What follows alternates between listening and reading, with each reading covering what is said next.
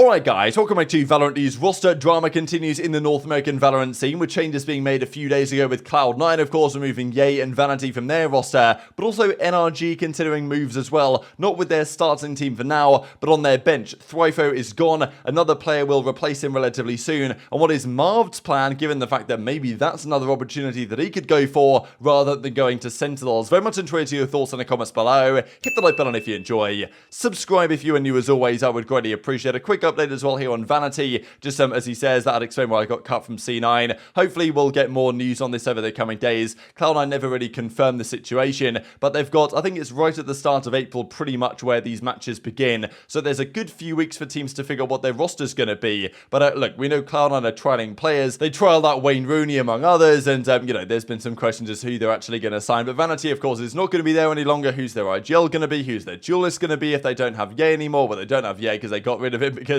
they're paying him too much money, basically. Now, whether Ye is going to go elsewhere, how quickly that's going to happen, we really don't know. Haven't got any details on that lately. But of course, in an ideal world, Vanity or Ye would go and join a North American franchise team. And they will consider changes at some point, but it's potentially unlikely to happen. There's a good chance that it might have to be a tier 2 team or even a team in another region. We know that Ye was getting offers from, in the off-season, from even teams out in the Pacific region. We know that the likes of Eccles and Doma, they've gone out to India to join a team over there, and there's obviously other possibilities as well. But in the near term, we don't exactly know what's going to happen. It's more likely that Cloud9 confirm their roster before we find out what the next steps of Vanity and Ye might potentially be. Unfortunate update as well on the Sick situation, because again, I keep checking his socials every day just to see, like, okay, is he tweeting again, like what's going on? But apparently, according to George Geddes, Sick is still in jail as of yesterday. Sick has spent 8 days in jail. So I don't know exactly why or what's going on there or what the full story is, because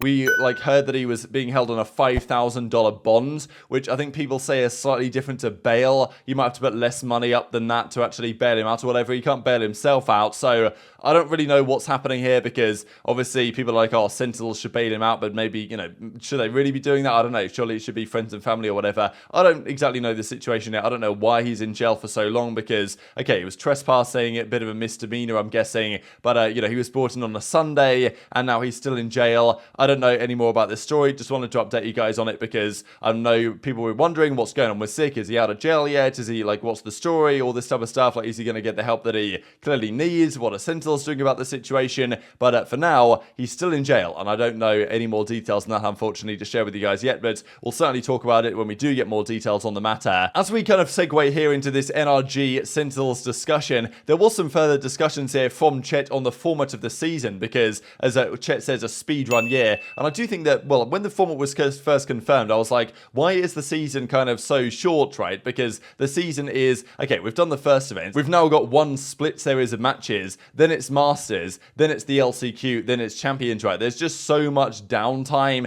Now, yes, there's a lot going on in Valorant all around the world, but at the professional league or the tier 1 level, the partnership league, there's just nothing going on for such a large period of time. And okay, the lock-in event in Sao Paulo was great, but arguably there was less going on than there should have been, given the fact that that tournament could have been done within a weekend, really, or like 5 days they could have done that tournament in theory if they'd have really committed to it. The way they decided to do the format rather than having a 3-week tournament with only like a couple of games a day. So I don't know, I just think in future there just needs to be more Valorant going on, because this season there's not much, and as Chet says, like, basically, yeah, they're speed running this year, so, and then there's going to be probably a massive off season before next season begins. And yes, there's tier 2 to watch and everything, which is very exciting this season, but I just feel like in general they could have made the format better for this season with actually more going on and a longer season in general. Now, NRG already though is considering to make changes. Now, this is not to their starting team. They did well. To me, they're still certainly an A+ S tier team, because like they lost to Loud, a Loud team that went all the way to the finals and almost took down Fnatic, and NRG arguably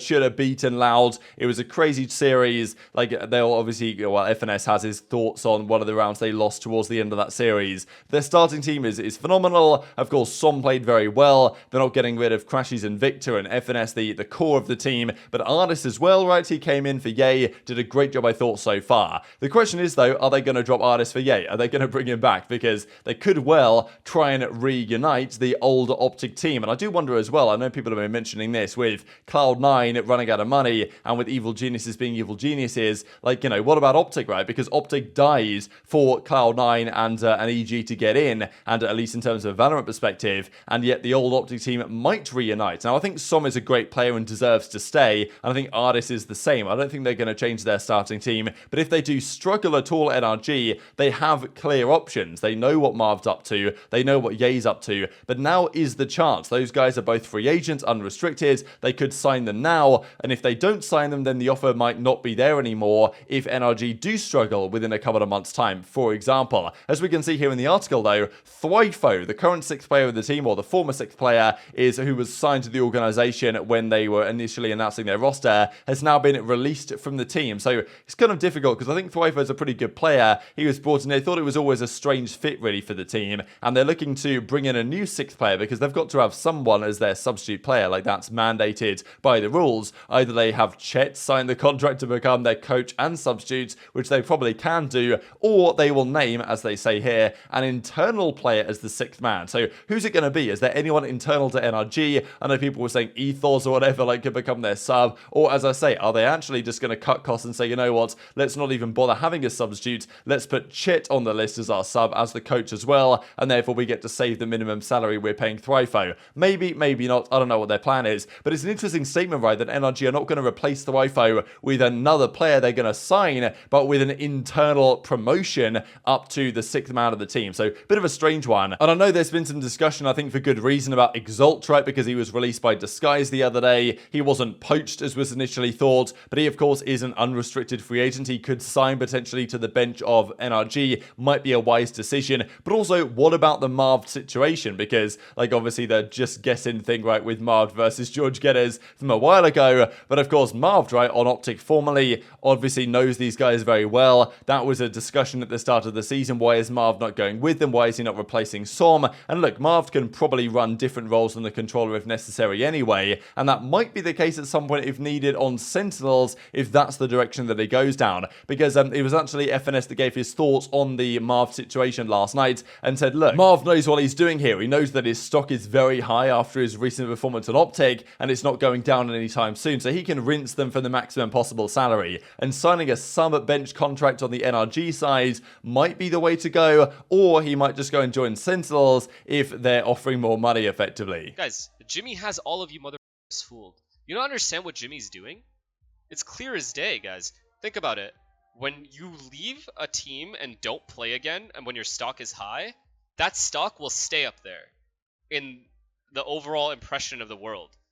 Whatever people thought of you back then is what they think of you now. So mother Jimmy knows that. So he just wants to wait it out to get the max contract. Is genius. Jimmy loves to be wanted. It's obvious. Come on, guys. Man's just guessing. That might be the funniest I've ever heard someone say. You don't want to lose this turn. It's a little prep. Make his stock go down. Facts. Honestly, he just wants to live in Toronto. That's his main thing. He doesn't want to leave home. You gotta respect it. Even if it's some bitch, you gotta respect it. So that is the current rumor anyway, but it's pretty interesting timing, right, that we believe that with Sick needing to get replaced, and Marved is seemingly the chief candidate to do exactly that, it might make sense that Marved is the man to go to Sentinels. However, with the timing, right, that NRG are now benching or releasing, their substitute player, it opens another possibility for Marved to sign for a very good team on their bench to capitalize on any changes they might want to make at some point in the future. So I think for Sentinels and NRG would both be a good acquisition, but at Marved is now looking to get back into the professional scene. And look, if he joins Sentinels, I feel like there's a good chance that within the coming couple of months, they will consider bringing Marved in. NRG, I'm not so convinced because I think right now they're probably in a better spot than Sentinels are. But definitely intrigued to hear your thoughts in the comment section below. Just to close out the video here, I thought was cool from GenG Fishy, right? So we saw when this guy initially came over from Fortnite to Valorant, decided to try and make it work over here. He's been competing for Enterprise Esports in the European side, and they made the grand finals last night of the East Surge, I believe,